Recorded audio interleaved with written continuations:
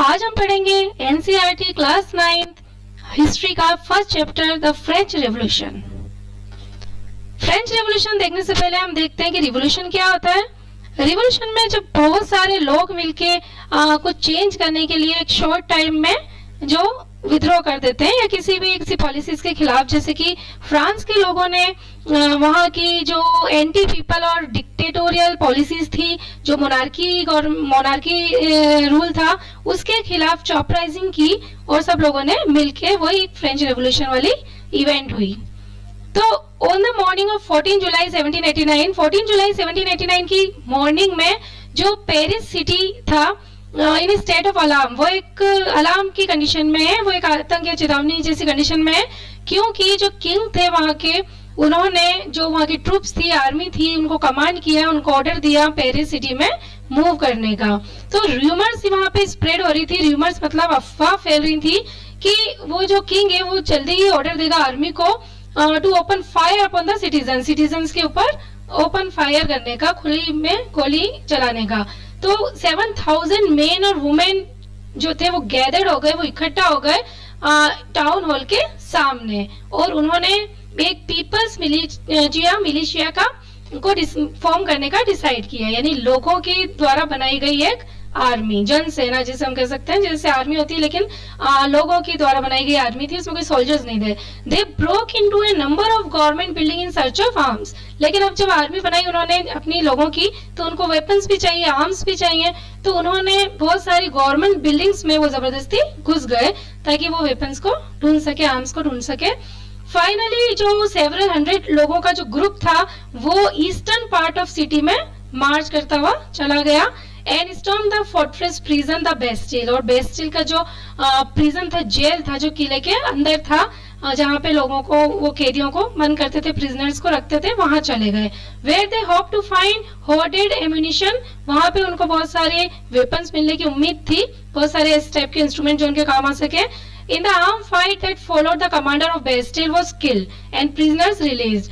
इस armed fight में जो लड़ाई हुई इस तरीके से, उसमें जो बेस्टिल के जो कमांडर थे वो मारा गया और जो प्रिजनर्स थे वो रिलीज कर दिए, प्रिजनर्स को आजाद कर दिया गया। लेकिन एक्चुअली वहां पे सिर्फ 7 ही थे, there were only 7 of them, prisoners सिर्फ 7 ही थे। जो बेस्टिल का जो प्रिजन था, जो कि फोर्ट्रेस में था, वो उसको सब हेट करते थे, नफरत करते थे। यहाँ पे क्वेश्चन बन सकता है कि why people hated the Bastille prison, because it stood for the despotic power of king. ये राजा के पावर को दिखाता था, जो मोनार्की का पावर था, और एक तानाशाही जिसे कह सकते हैं, या फिर राजशाही शासन को दिखाता था, इसलिए इसको सब नफरत करते थे। The fortress was demolished and it's stone fragment were sold in the market. उस जो फोर्ट्रेस को, जो वो किला था, उसको, जिसमें वो बेस्टिल प्रिजन थी, उसको डिमोलिश कर दिया गया, डिस्ट्रॉय कर दिया गया, और जो उसके स्टोन के फ्रेगमेंट्स थे, जो टुकड़े थे, स्टोन्स थे, वो मार्केट में बेच दिए गए। To all those who wish to keep a souvenir of his destruction, उन लोगों को जो कि इस डिस्ट्रक्शन की कुछ यादें रखना चाहते हैं, इस टाइप से उनको बेच दिए गए। तो सोवेनिर मतलब कि कुछ रिकॉर्ड रखना या फिर कुछ ऐसी चीज रखना जो हमें किसी चीज की याद दिलाए या रिमाइंड कराए। The days that followed some more rioting both in Paris and countryside, उस दिन और भी दंगे हुए, राइट्स हुए पेरिस में और कंट्री साइड में।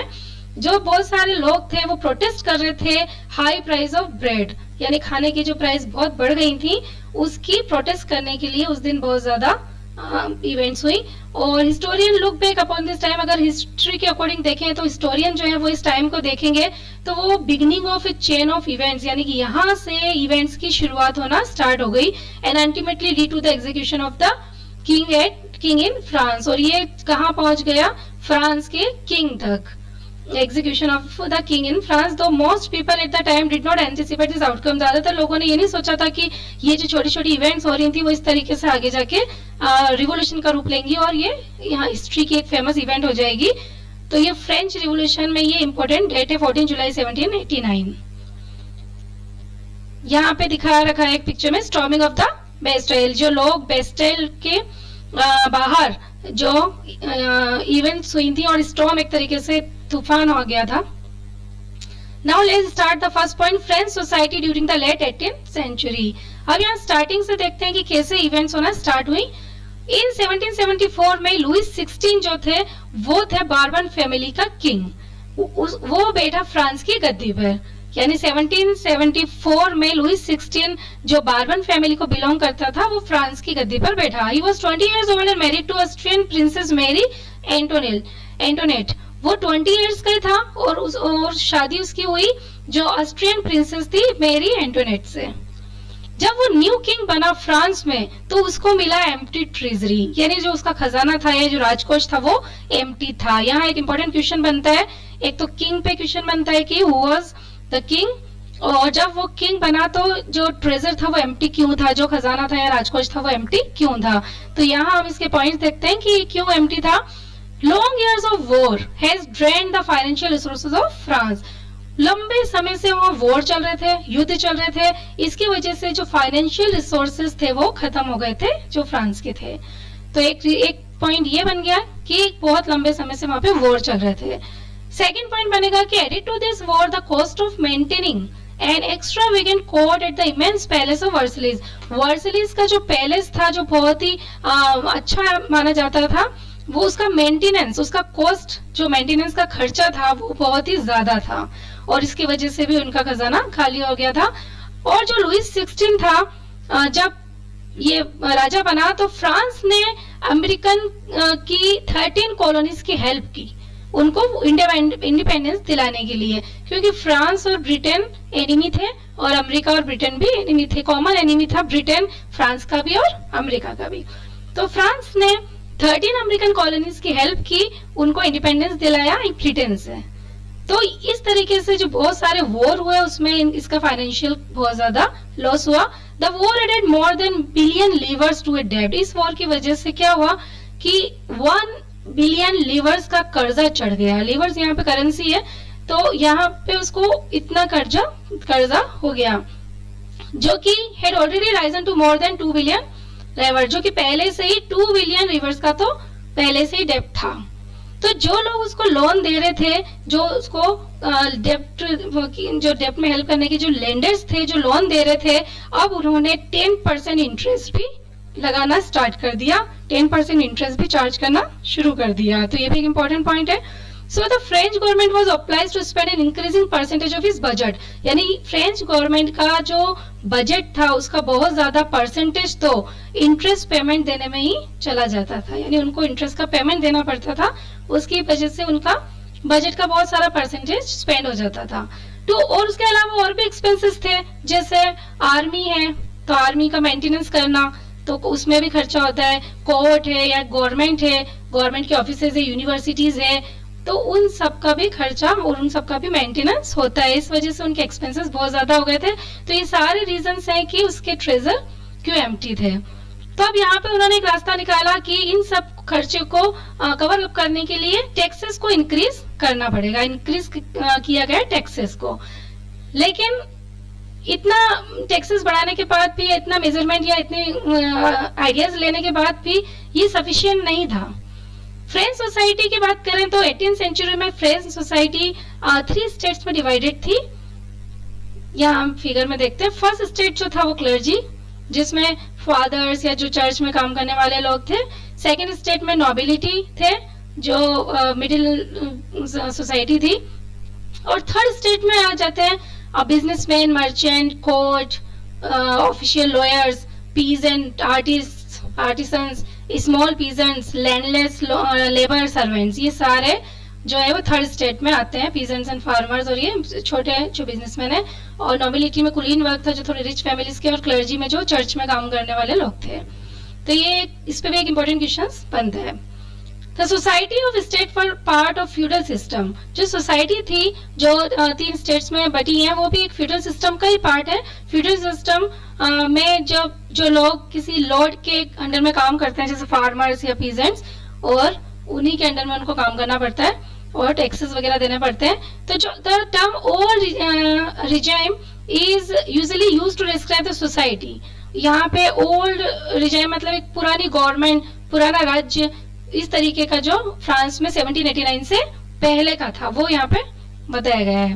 तो इस फिगर में भी हमने देखा कि फ्रेंच सोसाइटी थी वो 3 स्टेट्स में डिवाइडेड थी, लेकिन इसमें सबसे ज्यादा पार्ट किसका था? पीजेंट्स का। यानी जो टोटल पॉपुलेशन थी उसका 90% पार्ट तो फार्मर्स और पीजेंट्स का ही था। और लेकिन फार्मर और पीजेंट्स में से बहुत ही कम लोग थे जिनके पास अपनी खुद की लैंड थी जिसमें वो कल्टीवेशन करते थे। 60% जो लैंड थी वो नोबल्स यानी नोबिलिटीज वाले लोगों के पास थी एंड चर्च के पास थी, और other richer members of the third state, जो भी थर्ड स्टेट के और जो रिच मेंबर थे उनके पास 60% लैंड थी।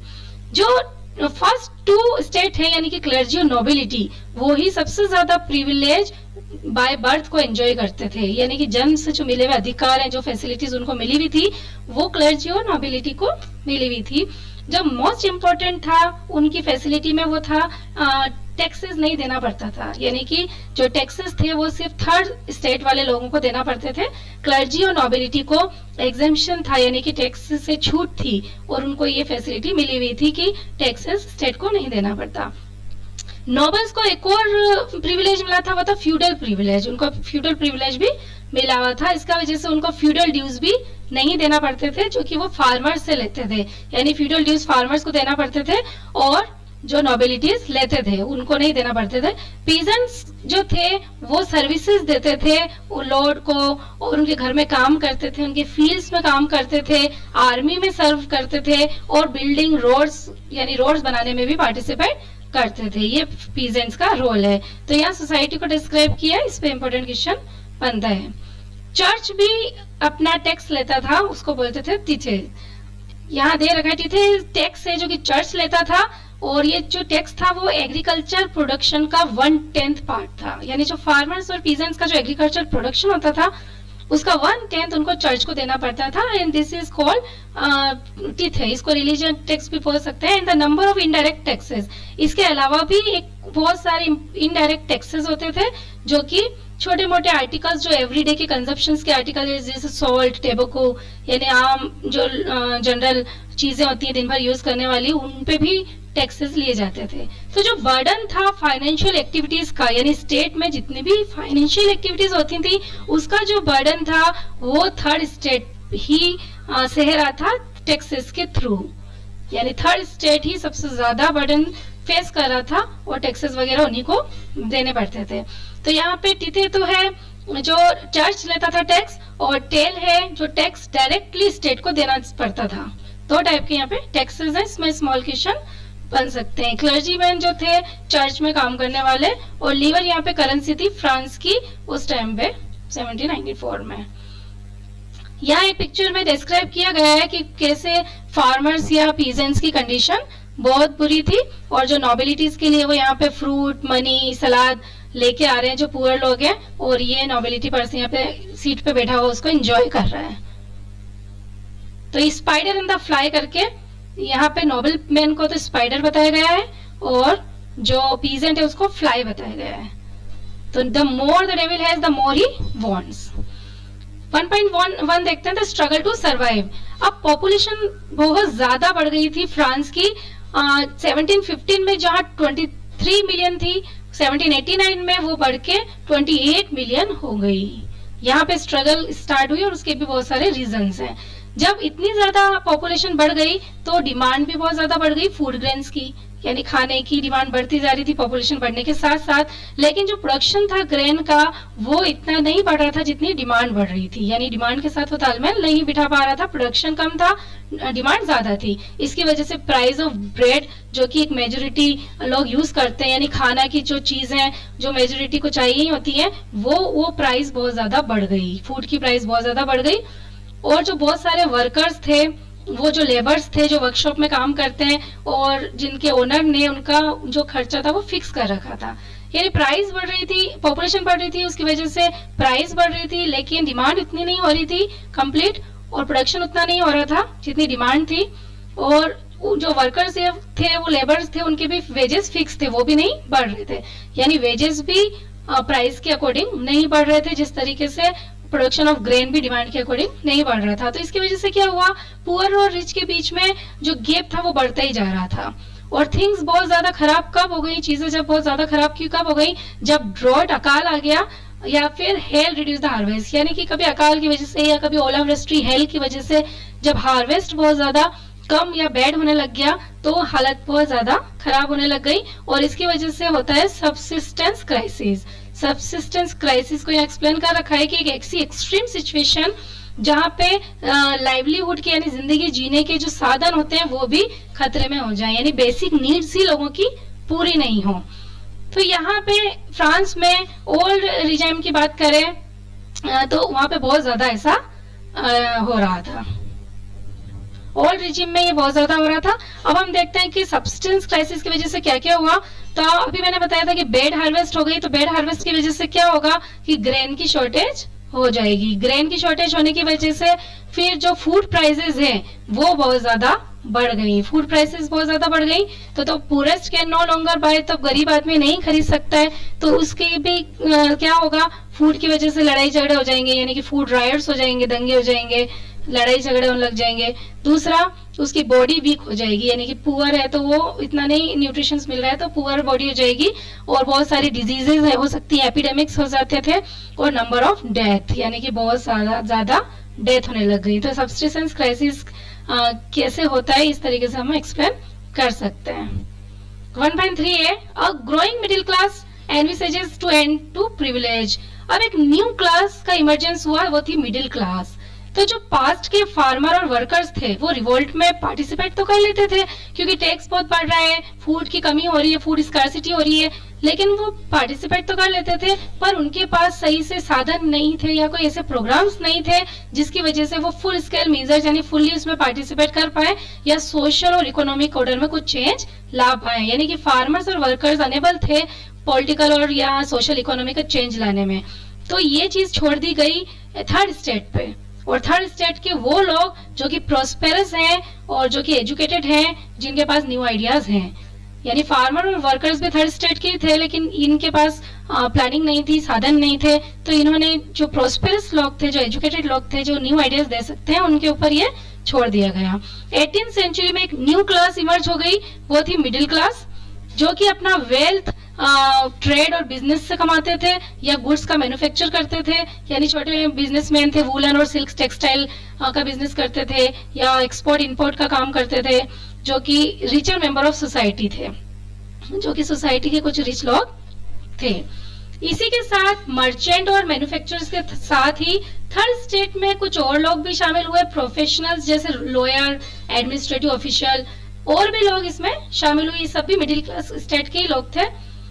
तो all of this were educated, ये सब एजुकेटेड थे और ये बिलीव करते थे कि सोसाइटी में कोई ग्रुप कोई भी बर्थ के साथ जो प्रिविलेज मिलते हैं उसको नहीं मिलना चाहिए, यानी जन्म के साथ ऐसे अधिकार नहीं मिलना चाहिए या फैसिलिटीज नहीं मिलना चाहिए। सोशल पोजीशन जो है एक पर्सन की, वो उसकी मेरिट पे डिपेंड होनी चाहिए, उसकी मेरिट के अकॉर्डिंग सोशल पोजीशन डिसाइड होनी चाहिए। तो इसकी वजह से एक नया आइडिया सोसाइटी में देखा गया और फील किया गया, वो था equal laws, freedom and opportunities for all. सभी के लिए इक्वल लॉज, सभी को फ्रीडम मिले, सबको अपॉर्चुनिटीज मिले। और इसी जो आइडियाज था उसको आगे पहुंचाया कुछ फिलोसोफर्स ने, जिसमें इंपॉर्टेंट क्वेश्चन भी बनता है इनकी बुक्स के नाम के लिए। तो John Locke and Jean Jacques Rousseau. John Locke की जो बुक थी वो थी Two Treatises of Government. Two Treatises of Government में उन्होंने क्या बताया, इस पे भी क्वेश्चन बनता है। उन्होंने doctrine of divine and absolute right of monarch, यानी मोनार्क का जो अधिकार या राजशाही या divine of doctrine of divine को बिल्कुल से खंडित कर दिया, इसको बिल्कुल रिफ्यूज कर दिया इस थ्योरी को। और रूसो ने भी इस आइडिया को आगे पहुंचाया और उन्होंने भी बताया कि गवर्नमेंट ऐसी होनी चाहिए जो लोगों के बीच यानी पीपल और रिप्रेजेंटेटिव के बीच में कॉन्ट्रैक्ट होना चाहिए, यानी जो लोग हैं उनकी जरूरतें पूरी करे, रिप्रेजेंटेटिव उनकी बात सुने, उनकी प्रॉब्लम सॉल्व करे। इसी तरीके से एक और फिलोसोफर थे मॉन्टेस्क्यू, और मॉन्टेस्क्यू ने अपनी बुक जिसका नाम था द स्पिरिट ऑफ लॉज, इसमें उन्होंने एक डिवीजन ऑफ पावर को प्रपोज किया और उन्होंने बताया कि गवर्नमेंट का जो पावर है वो 3 स्टेट में डिवाइड होना चाहिए, लेजिस्लेटिव, एग्जीक्यूटिव एंड जुडिशरी। ये 3 पार्ट में गवर्नमेंट होनी चाहिए, उसमें पावर डिवाइड होना चाहिए। तो ये वाला जो मॉडल है गवर्नमेंट का, ये यूएसए में भी लगाया गया। जब 13 कॉलोनीज इंडिपेंडेंस हो गई थी ब्रिटेन से, हमने देखा था अभी, तो उसमें ये यूएसए में इस तरीके की गवर्नमेंट का रूल फॉलो हुआ। और जो अमेरिकन कॉन्स्टिट्यूशन था वो बन चुका था पहले ही, और सबको इक्वल राइट्स भी मिले हुए थे। तो ये जो अमेरिकन कॉन्स्टिट्यूशन था और जो इक्वल राइट्स थे, ये एक बहुत ही बड़ा इंपॉर्टेंट एग्जाम्पल साबित हुआ फ्रांस के पॉलिटिकल थिंकर्स के सामने, यानी फ्रांस के लोगों के सामने एग्जाम्पल था कि कैसे यूएसए में कॉन्स्टिट्यूशन है और कैसे इक्वल राइट्स दिए जा रहे हैं।